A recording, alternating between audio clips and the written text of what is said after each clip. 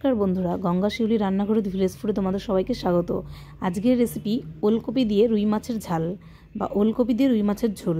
তাই প্রথমেই আমরা টমেটো কুচি, ওলকপিকে ঠিক এইভাবে লম্বা লম্বা কেটে নিয়েছি এবং আলুগুলোকেও লম্বা করে কেটে নিয়েছি, আর ধনেপাতা কুচি করে নিয়েছি, আর রুই মাছগুলোকে ভালোভাবে ধুয়ে নিয়েছি। এবার কড়াইতে সরিষার তেল দিয়ে গরম করতে দেবো, তার মধ্যেই কিন্তু আমরা হলুদ লবণ দিয়ে রুই মাছগুলোকে ভালোভাবে মাখিয়ে নিচ্ছি। কড়াইয়ে তেল কিন্তু গরম হয়ে এসেছে।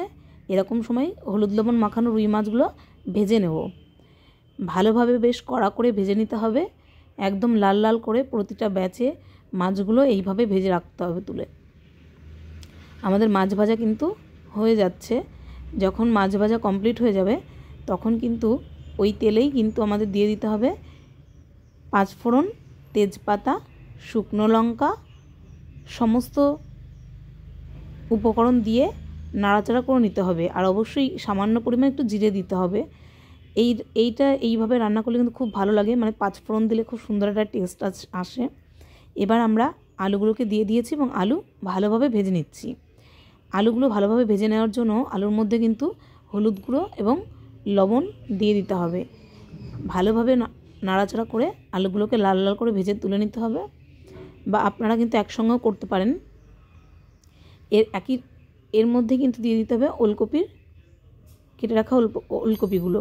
এই ওলকপি আর আলু কিন্তু একসঙ্গে ভালোভাবে লাল লাল করে ভেজে নিতে হবে। একে একে দিয়ে দিলাম আমরা ওলকপি।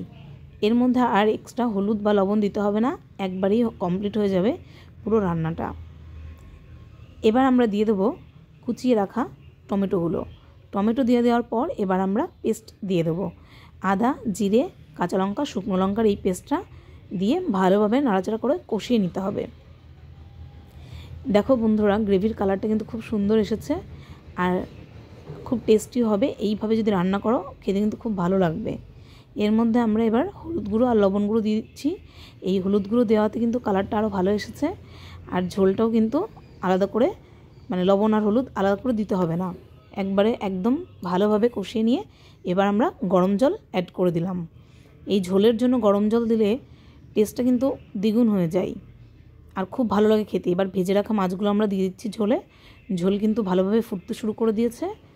এই রকম অবস্থায় ঝোল যখন আরও ভালোভাবে ফুটে যাবে, মানে আলুগুলো সব গলে যাবে, ঠিক এরকম অবস্থাতে আমরা দিয়ে দেবো ধনেপাতা কুচি।